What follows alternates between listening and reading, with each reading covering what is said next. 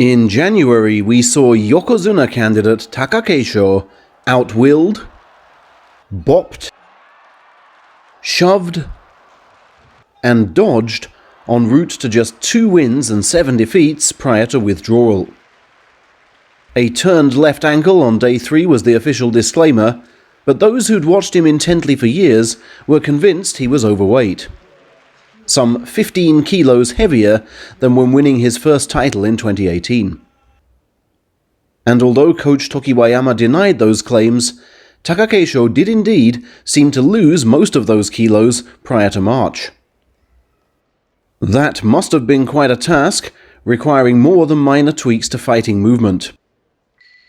Coach Nishikijima was not alone in questioning whether the pushing power behind his second title win would still be there, and whether adequate compensation with speed could be made. The man himself was hardly sure enough to show us, opting to sit out February's interstable sessions and evade a hakuho grilling. And although his stable colleagues waxed lyrical about their new building's training area, he, citing further ankle concerns, seemed in no great rush to rule it. Thus, with a largely untested sleeker frame, did he mount the ring on day 1 and do battle with fierce junior high school rival Onosho.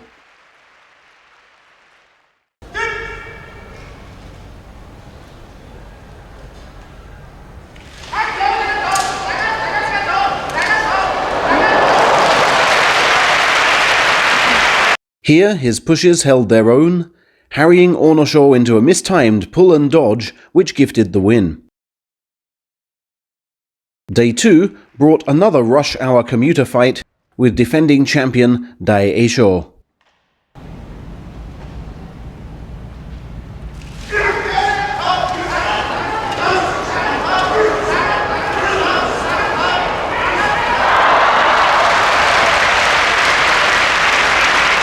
Notable here were his rolls with the strongest shoves, stepping back under the pressure to avoid being pulled.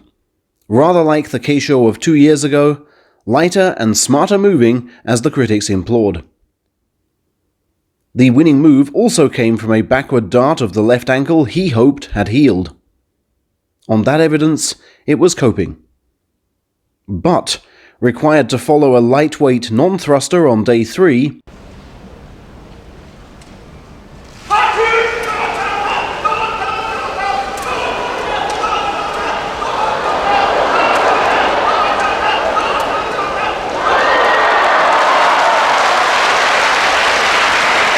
it was easily outmoved.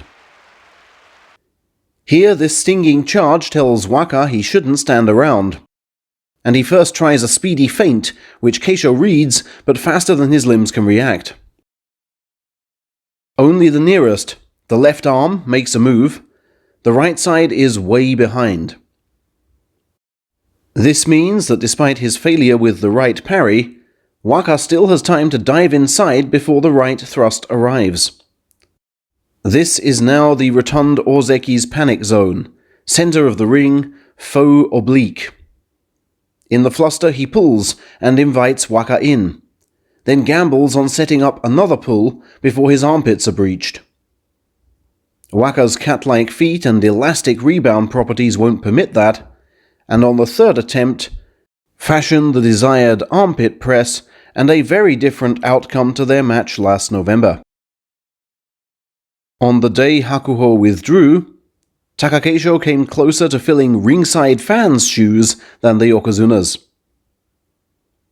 He promised to right things on day 4, and having struggled against him in January, was grateful to find Takarafuji so out of sorts as to merely chest-lend, his right foot looking very uneasy.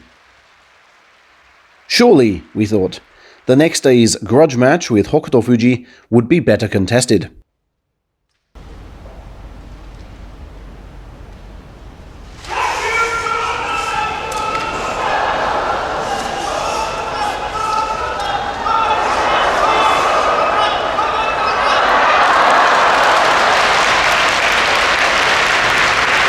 That it was, and not to the Ozeki's liking. The shades of Wakatakakage were constant, from Hokuto's right parry, Takakeisho backing into rope land, then being felled from the left armpit. With his pushing indeed looking less of a threat, Coach Nishikijima had rarely seemed more right. A swift riposte on day 6 was demanded.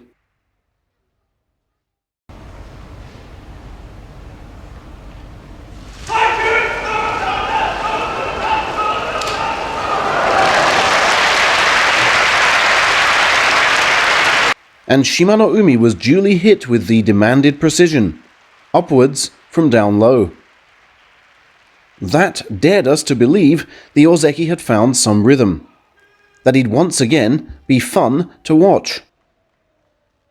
Yet, just 24 hours later, Meisei shattered that illusion, stunning him with a lunge for a frontal grip, then stealing a march in the shoving battle before a jarringly hoarse referee. Keisho was highly rattled by this first ever loss to his former sparring partner and snapped at reporters who queried his rhythm. "There's nothing wrong with it," he growled. "I've just got to get on with things." You'd scarce believe it now, but at this point, many doubted he would even keep rank. He was delighted to find his next foe was high school senior Myogiryu, to whom he'd never lost in 11 fights. This bout merely served to underline why, only mocking the veteran's fine start. And then came this confidence builder.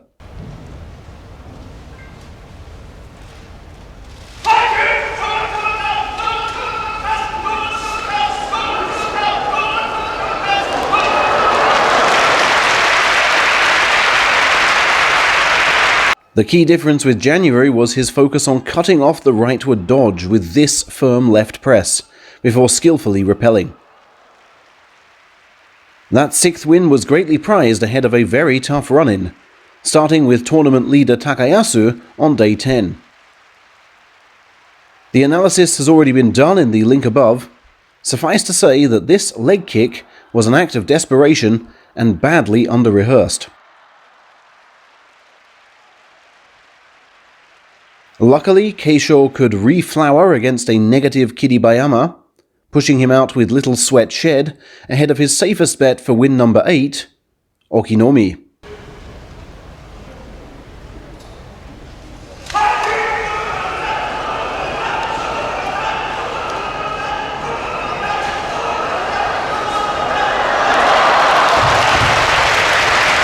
This superglue approach is what we'd like to see more of, and may well help in beating the Wakatakakages. Care must be taken with the final charge though. As Okinomi underlines, a giant defensive stride could derail things.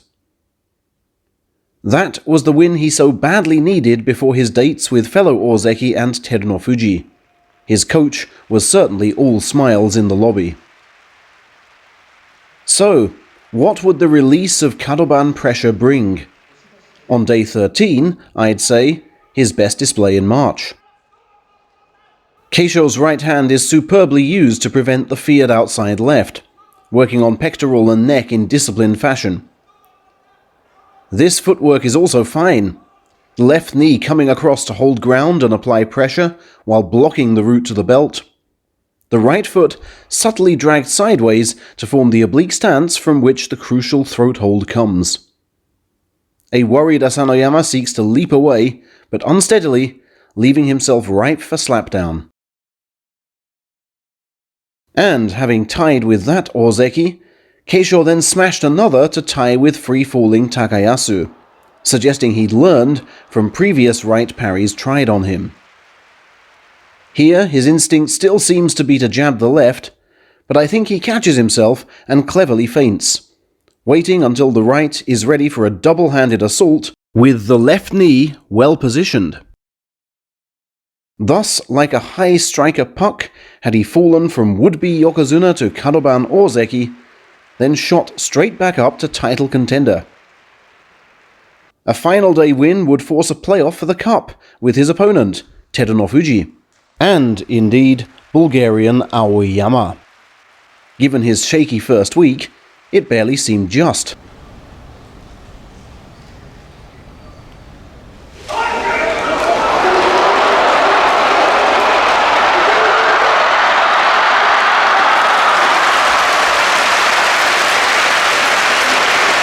Thankfully though, this result provided a truer reflection of the two men's differing march levels. Some said a heavier Takakeisho would have pushed to glory. Others felt his heart was never in a three-man playoff. For now, with his rank safe and desired weight loss achieved, he should return his new body to his new practice dohyo and make it his own, seeking the ideal balance between strength and speed, which may not be too far away.